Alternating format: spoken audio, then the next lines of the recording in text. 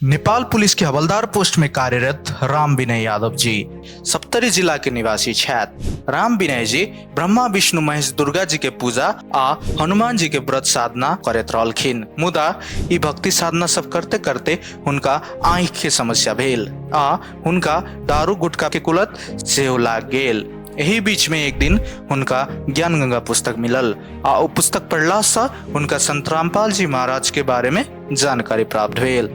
तकर बाद राम विनय जी संत रामपाल जी महाराज से नाम दीक्षा लेलखिन आ नाम दीक्षा लेलाक बाद हुनका आँखि के समस्या ठीक भेल आ हुनकर दारू गुटखा के कुलत सेहो छूट गेल। तो आओ सुनै छी ई चमत्कारी लाभ के कहानी हुनकरे मुजुबानी। नमस्कार सर। नमस्कार सर। अपने के नाम की भेलै? हमार नाम भेल राम विनय यादव। अपने के घर कहाँ पड़लै? हम जिला सप्तरी बलानब्यूल गाँव पालिका वार्ड नंबर 5। सर अपने कौन काम करी छी? हम नेपाल प्रहरी में प्रहरी हवलदार पोस्ट में कार्यरत छियै।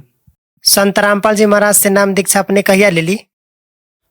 संत रामपाल जी महाराज का शरण में जाकर नाम दीक्षा नाम उपदेश जे छै से हमें सन 2022 में जाकर जे छै से नाम उपदेश लेलिए। संत रामपाल जी महाराज से नाम दीक्षा लेवे से पहले अपने कौन देवी देवता सबके पूजा भक्ति साधना सब करित रहली? हम संत रामपाल जी महाराज का नाम उपदेश लै से अगाड़ी जे छै से ब्रह्मा विष्णु महेश र दुर्गा जी का श्री रामचंद्र जी का जे छै से घर के देवता जे छै से हमरा घर में गहिल देवता कहै छलै, उनका घर के जे छै से देवता और संपूर्ण जते देवी देवता छलै सबके जे छै से हम पूजा करै छलै। आ बजरंगबली जी के जे छै से हनुमान चालीसा जे छै से हम पढ़ै छलिए और साँझ भिनसर जे छै से दीप र धूप बालै छलिए। आ जहिया व्रत होइ छलै ओहन तऽ व्रतो बीच बीच में जे छै से बजरंगबली के जे छै से नाम पर व्रत लऽ कऽ जे छै से यही साधना सब करै छलिए। सर अपने कहली कि ब्रह्मा विष्णु महेश दुर्गा जी आ हनुमान जी के पूजा करित रहले आ साथ में घर गोसाई के भी पूजा करित रहले। तो अपने के ऐसन कौन समस्या पड़ल कि संत रामपाल जी महाराज के शरण में जाए के पड़ल?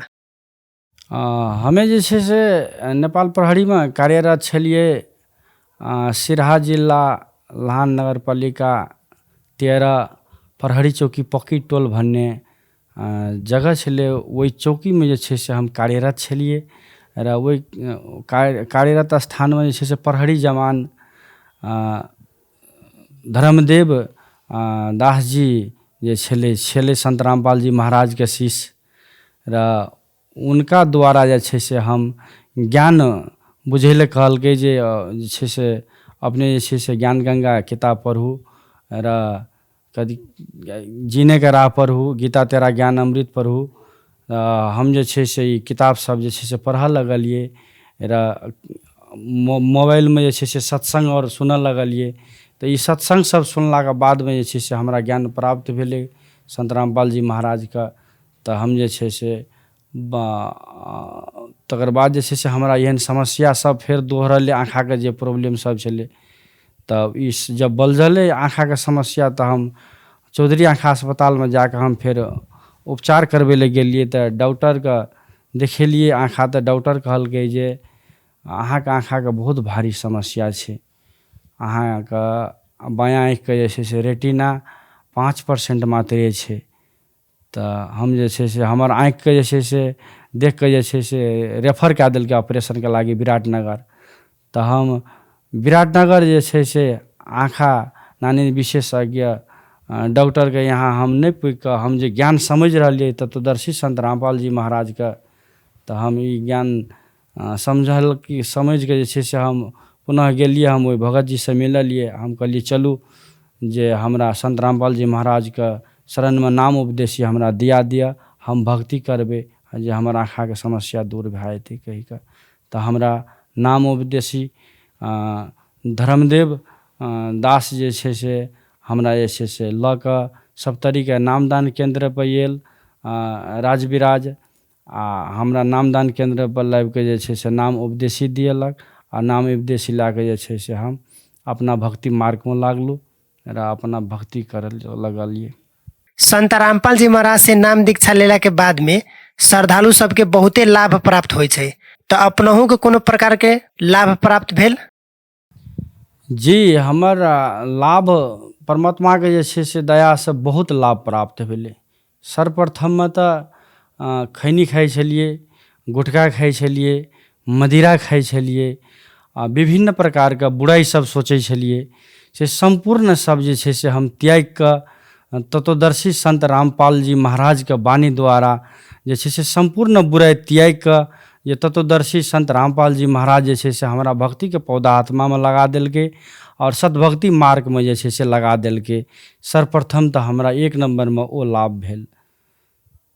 दोसर लाभ हमरा जे छै से जो आँखिके समस्या भारी छलै, जे कि हम विभिन्न हॉस्पिटल, नेपालमे जतेक भी हॉस्पिटल छलै सम्पूर्ण हॉस्पिटलमे हम चेक करबेलिए आँखा, कतहु हमर आँखि ठीक नहि होइ छलै। आँखाके एलर्जी देखाबै छलै और जलबिन्दु भऽ गेलै, काला मोतियाबिन्द भऽ गेलै, रेटिना जे छै से आँखिके समाप्त भेल जाइ छलै, 5% बाँकी छलै बायाँ आँखाके।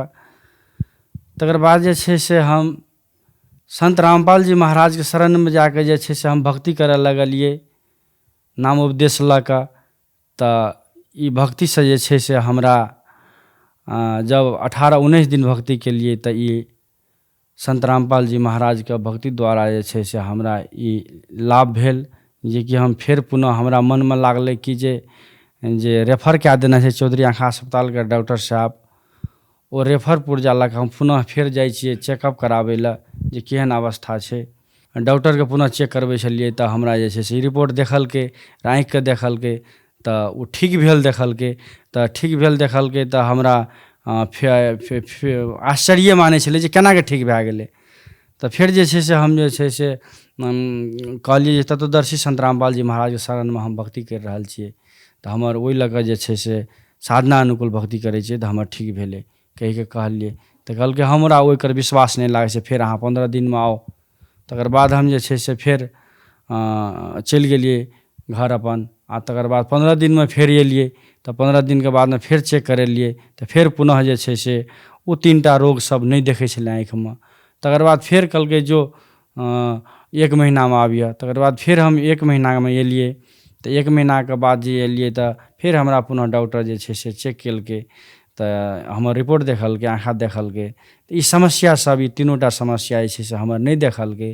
तकर बाद फेर कहलकै जो 2 महीनामे आबिअ। फेर तकर बाद 2 महीनामे एलिए हम तऽ डॉक्टर साहबकेमे, तऽ डॉक्टर साहब जे छै से हमर रिपोर्ट आँखाके समस्या नहि छलै, आ फिर भी देखलकै तऽ हमरा आँखिमे समस्या नहि छलै कहिके देखलकै। डॉक्टरके आश्चर्य लगै छलै जे एहन समस्या सब अहाँके केनाके ठीक भेलै।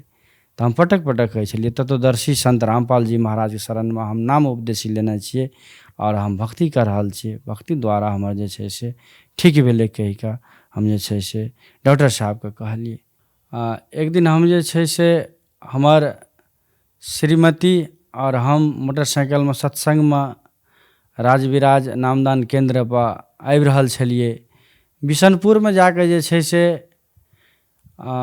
एकटा बकरीके बच्चा जे छै से कुदैत चलि आबै छलै। कुदिते जे छै से हमर बिचला इंजनेमे जाके ठाँइ देबऽ लगलै तऽ वहीठाम सुति रहलै। तऽ हम कहलिए संत रामपाल जी महाराज शरणमे हम उपदेशिक छिए, तऽ हमर संत रामपाल जी महाराजके मर्यादामे नहि छै जे छै से कोनो घटना घटाके भागनाइ। तऽ हम ओतऽ मोटरसाइकिल रुकि गेलिए। तऽ हम अपन श्रीमतीके कहलिए जे आब तऽ सत्संगमे केनाके जेबै, आब तऽ समस्यामे पड़ि गेलिए। तऽ हम दायाँ बायाँ ताकै छिए जे कोइ समाज एतेक एकर निर्णय की देबै, केना करबै कहिके। तऽ तालेमे एगो व्यक्ति अएलै चदर ओढ़ने, ओ कहै छै जे अहाँ जे कामपर जा रहल छिए ताहि कामपर जाउ ने। 2 दाबि कहलकै तऽ हमरा समझमे नहि अएलै जे हमरा जाइ लए कहै छै, लेकिन हमर आत्मा कहै छै जे नहि, केनाके हम ई छोड़ि देली जेबै, ई घटना घटि गेल छै तऽ केनाके छोड़िकऽ हम चलि जेबै। तकर बाद हम अगाड़ी तकै छिए, आ तकर बाद जे छै से हम फेर पुनः पछाड़ी तकै छिए उनटिकऽ, तऽ बायाँ साइडमे देखै छिए ई पठरू बकरीके बच्चा उठिकऽ आ फेर कुदिते जन्नेसँ अएलै तन्ने माथा चलि जाइत। तऽ ओ आत्मा कहै छै जे चलि जाउ, आब अहाँ चलि जाउ, जाहि कामपर जाइ छलिए ताहि कामपर चलि जाउ। तऽ हमरा सबके जे छै से ओतऽसँ गाड़ी स्टार्ट केलिए, फिर अपन सत्संग में चलि एलिए। अभी अपने के इंटरव्यू ई चैनल में देख रहल श्रद्धालु सबके अहाँ की संदेश देवे चाहब? एहि धरती पर जे छै से पुण्य परमात्मा जे छै से कबीर साहब जे छै से आबि गेल छै। कबीर साहब के रूप में तत्वदर्शी संत रामपाल जी महाराज आयल छै। उनकर पुस्तक जे छै से ज्ञान गंगा गीता तेरा ज्ञान अमृत जीने के राह जे छै से अपने लिया और पढ़ू, ज्ञान समझू र शास्त्रीय गीता 4 वेद 6 ग्रंथ 18 पुराण के जे छै से ज्ञान टकराओ। अगर जे वास्तविक में तत्वदर्शी संत रामपाल जी महाराज जे छै से ज्ञान बढ़िया छै तो अपने ज्ञान बुझ के जे छै से तत्वदर्शी संत रामपाल जी महाराज के शरण में आबि के जे छै से नाम उपदेश लऽ के जे छै से भक्ति मार्ग में जाओ र अपना आत्मा के जे छै से कल्याण कराओ र अपना संपूर्ण परिवार के आत्मा के जे छै से कल्याण कराओ। संत रामपाल जी महाराज से यदि कोई व्यक्ति नाम दीक्षा लेवे चाहे तो केना ले सके छै? संत रामपाल जी महाराज का विभिन्न चैनल सब में जे छै से सत्संग सब आबै छै। ओहि सत्संग में जे छै से अहाँके नंबर जे छै से नाम उपदेश के लागी जे छै से देल रहै छै। ओ नंबर जे छै से अपने लऽ कऽ और अपने जिला में जे छै से जे जिला के वासी छियै ओहि जिला में जे छै से नामदान केंद्र छै। ओहि नंबर से संपर्क कए के जे छै से अपने नामदान केंद्र में जाकर नाम उपदेश लऽ सकै छी अपने। संत रामपाल जी महाराज से नाम दीक्षा लेवे के लागी कतेक रुपया लगे छै? जी तत्वदर्शी संत रामपाल जी महाराज के शरण में नाम उपदेश ले के लेल जे छै से 1 रुपया नहीं लागे छै। निःशुल्क नाम उपदेश तत्वदर्शी संत रामपाल जी महाराज दै छै। धन्यवाद सर। सत साहेब।